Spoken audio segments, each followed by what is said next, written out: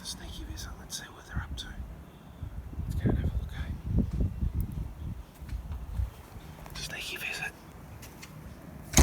Boo!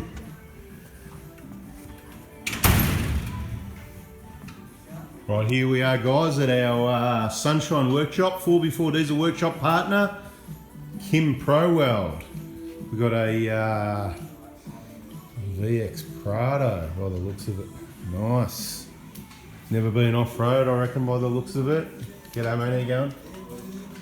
What do we got here? Okay. Dual battery setup, someone's put in. You got the red arc. SPI 12 down there, that's all you need. Probably that's what's down there, I can't see it too well. Maybe it's something different. No, it's something else, battery separator, Shore power. Anyway, that's all you need in my opinion. An R&D and experience. Okay, looks like a bit of an oil change. It's obviously done somewhere over 150k because the timing belt was done.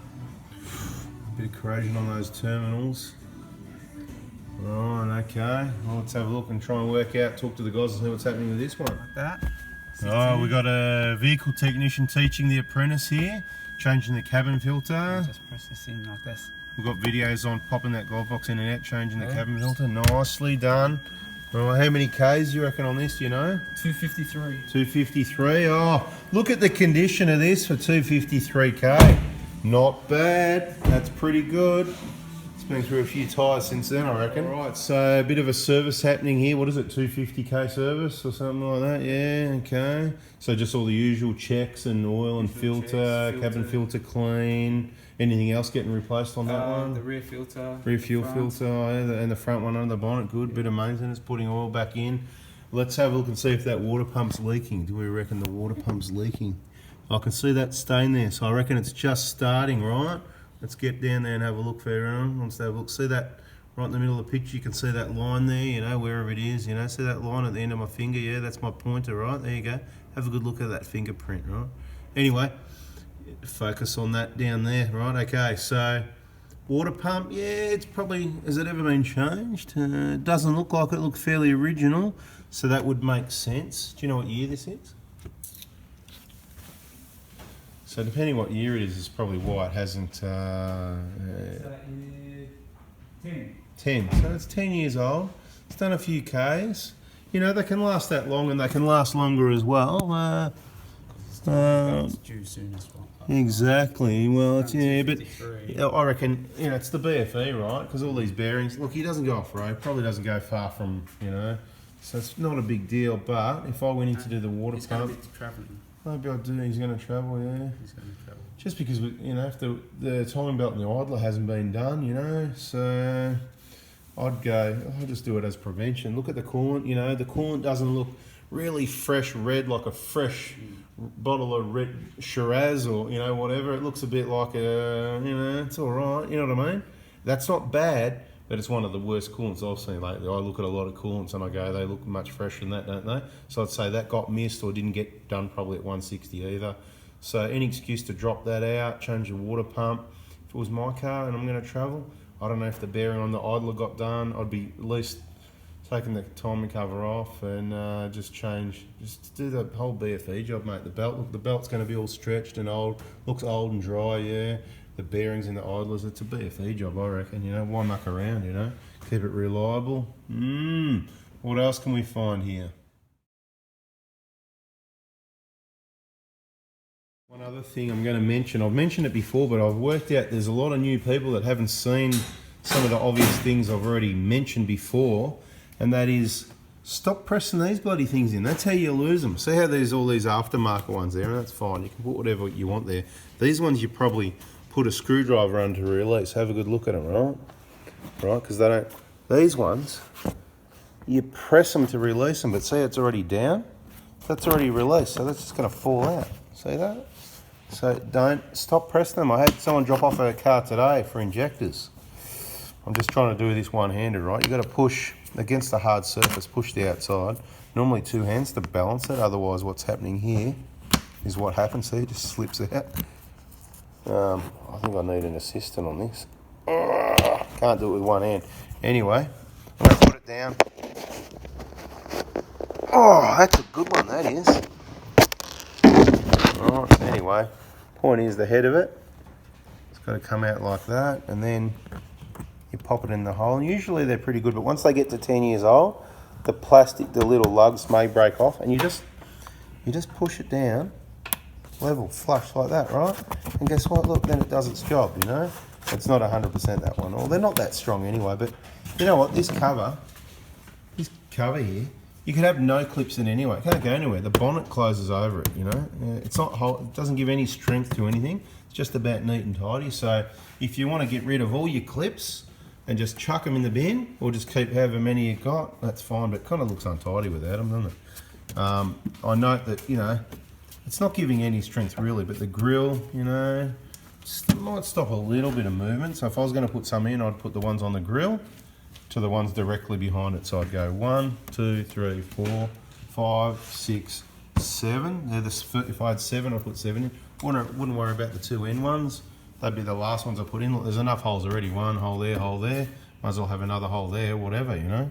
And then if you've got 7, add another 4. Bang, bang, bang, bang. Anyway, that's the clips. Don't press the clips.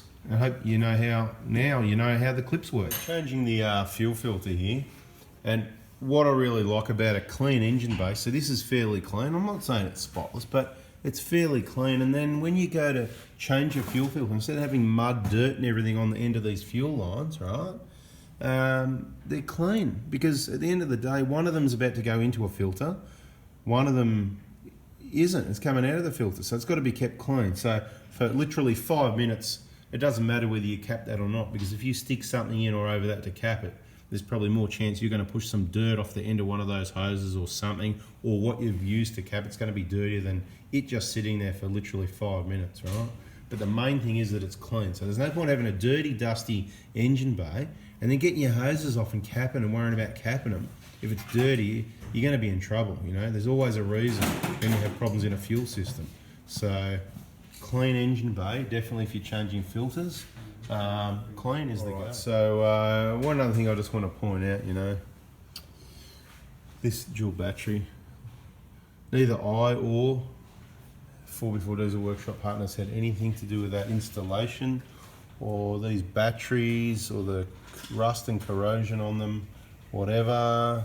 Could do with a bit of a clean up, put some gear on that to get rid of the rust, some spray as well.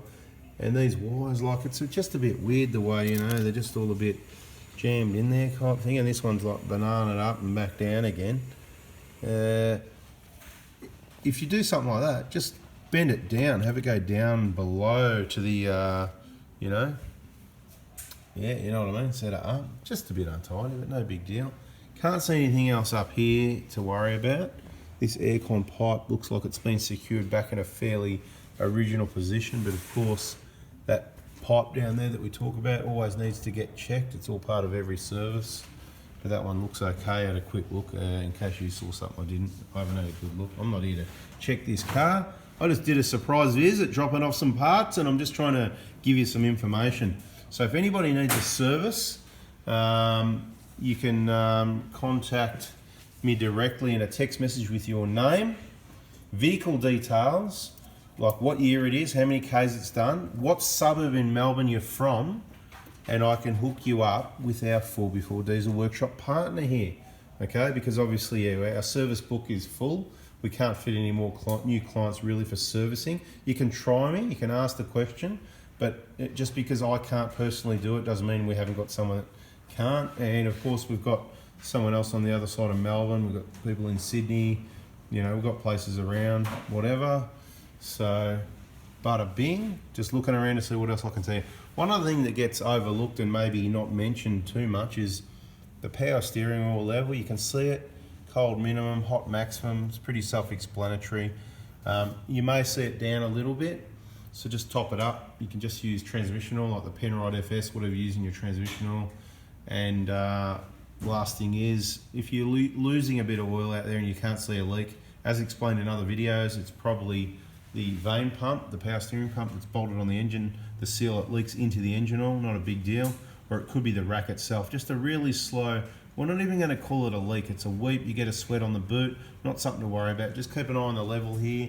If it just takes a few mil here or there, you know, 10 mil a year, certainly not worth the expense. I've mentioned that a few times in some different videos, so I hope you get where I'm coming from. Anyway, that's a bada boom bada bing. We just did a quick little thing here, and hopefully you get the gist of something. That fuel filter's back on, and when you do, make sure the hoses are not rubbing on anything, and that's really good, just like that. Thanks for watching, guys. If you haven't already, subscribe, turn the bell on, and give us a thumbs up. See ya.